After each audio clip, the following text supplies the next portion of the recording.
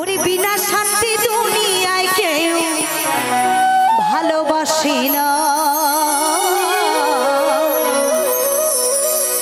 স্বার্থ ছাড়া ভালোবাসি শুধু বাবা মা। এই সংসারে বিনা স্বার্থে বাবা মা ছাড়া কেউ কখনো সন্তানের জন্য কাঁদবে না। তাই কি বলছি, আহা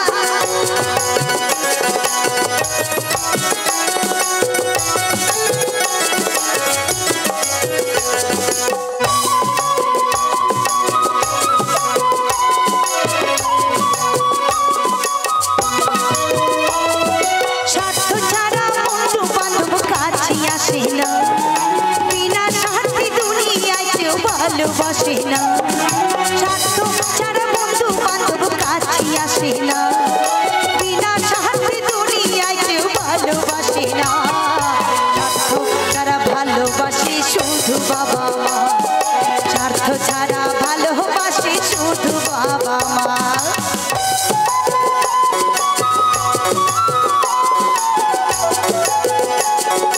সকলে একটু তালি তালি।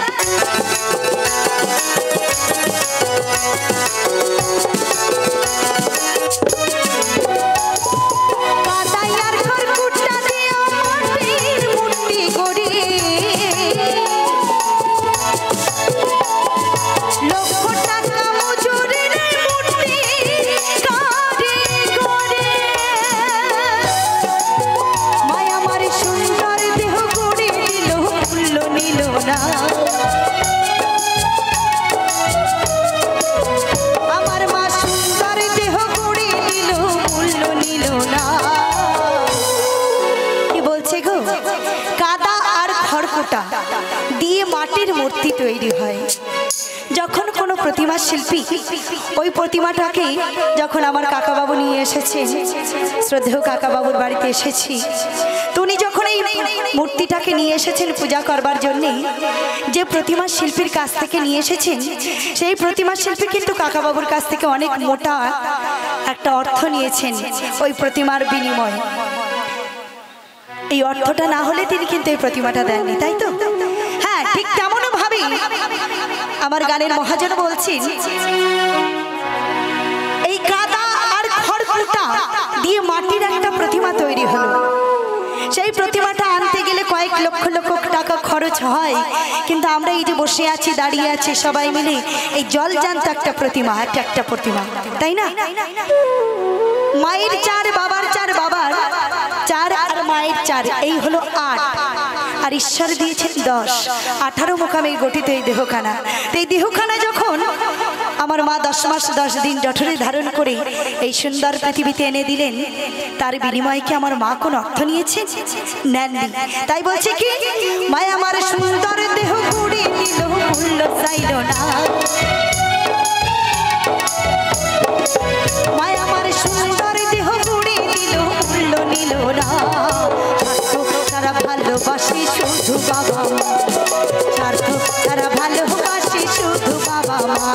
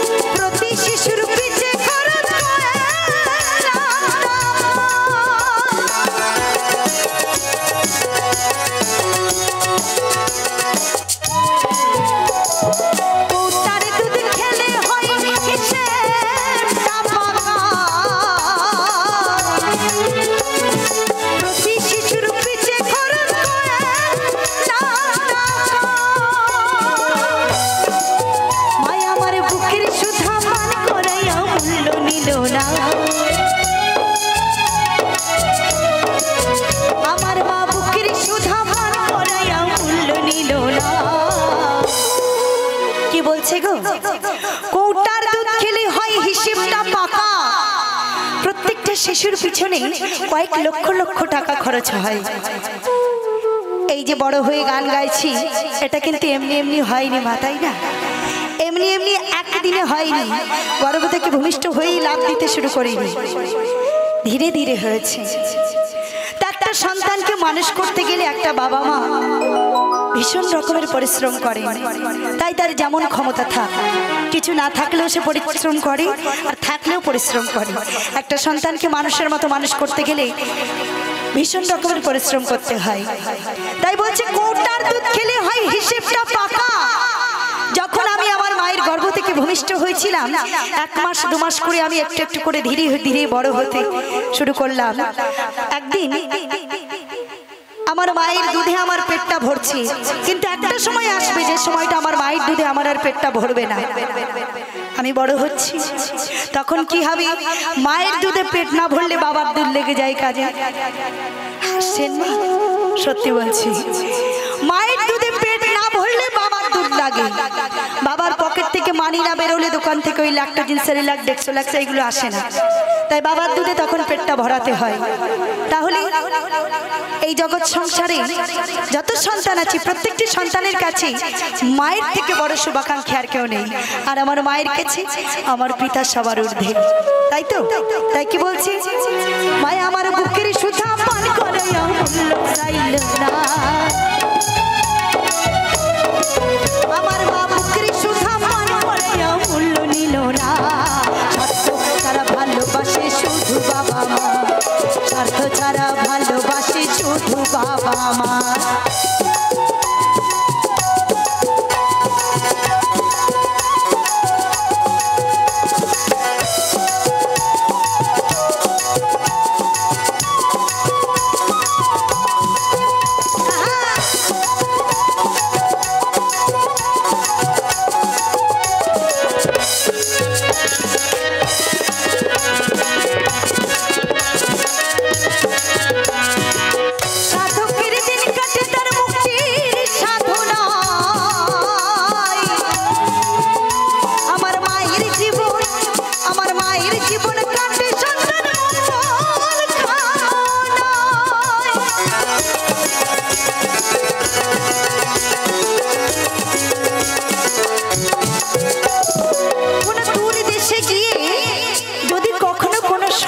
বিপদে পড়ে আগে জানতে পারে আমার মা। মায়ের অন্তর কিন্তু ঠিক বুঝতে পারে যে সন্তান বিপদে আছে। তাই কি বলছি?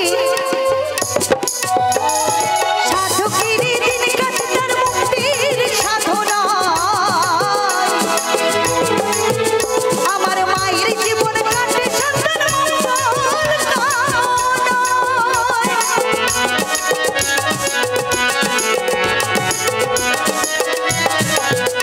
আবার নকুল বলে মা ছাড়া আর আপন কেউ নাই। মৌসুমি বলে বাবা মা ছাড়াই আপন কেউ নাই।